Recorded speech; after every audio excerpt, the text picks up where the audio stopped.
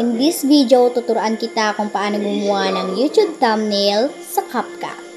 By the end of this video, malalaman mo rin kung asan ako kumukuha ng YT thumbnail background. So if you're interested, just keep on watching. For being a YouTuber for almost 1 year na din, nalaman ko na kung bakit dapat yung mga videos natin ay dapat may thumbnail. Kasi para ma-attract ang mga viewers na panoorin ang mga video mo at dito na magsisimulang umangat ang views ng video mo. So, let's proceed to our topic. Pupunta na kayo sa Chrome. Then, i-search ninyo ang YouTube thumbnail background. Then, search. Then, pumili lang kayo ng gusto mong maging YT thumbnail. Na tayo sa CapCut.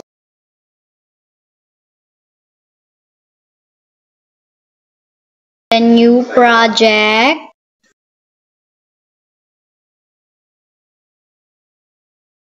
Then, kunin natin yung picture ko at yung YT thumbnail background.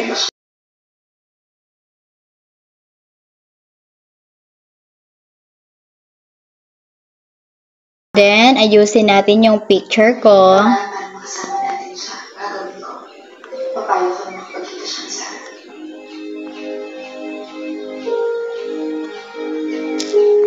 Then, yung ratio, 16:9.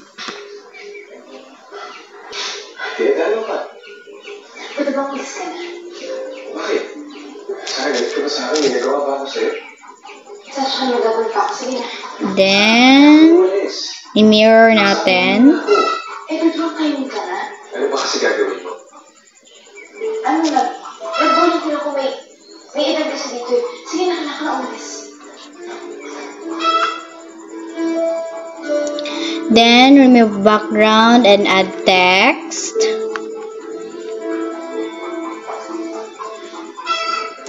Pumili lang tayo ng fonts, effects.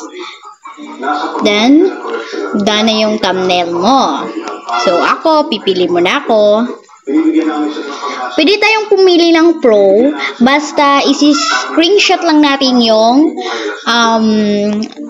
picture. Kasi pag video, hindi natin pwedeng gamitin yung mga Pros.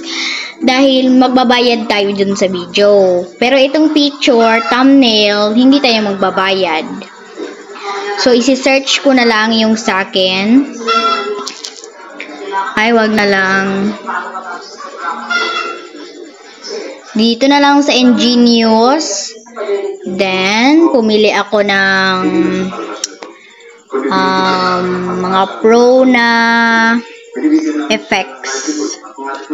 Pwede kayong pumili ng mga pro. Pag thumbnail nga. Paulit ako paulit ulit. Pwede pa rin naman din tayong pumili ng ganito. Ito, ganito. So, walang internet. So, amin munang i-check yung internet Magbabalik kami. Nakabalik na tayo talaga naman. Meron na tayong wifi na naman. Kasi nawala ng signal. Salamat naman at naibalik. Pipili tayo ng ibabagay dito sa ating thumbnail. Then, ang ating title, paano gumawa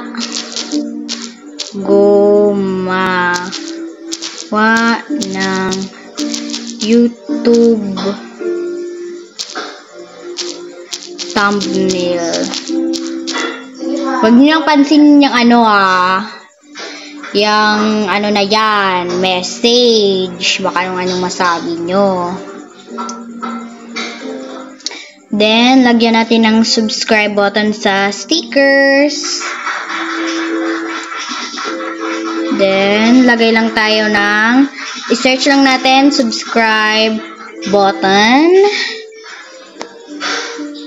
Then, ito ang pipiliin.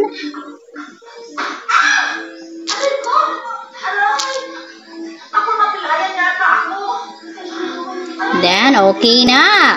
Then, inyo na ang screenshot. Screenshot nyo na. Then, it's done. Yes, it's done. So, ngayon, alam nyo na. Then, let me know kung may request kayong tutorial para gawin natin. And huwag kalimutang samahan ng hashtag GiaPaShoutout. Then, huwag din kalimutan mag-like, share, and subscribe this channel. So, thank you for watching and peace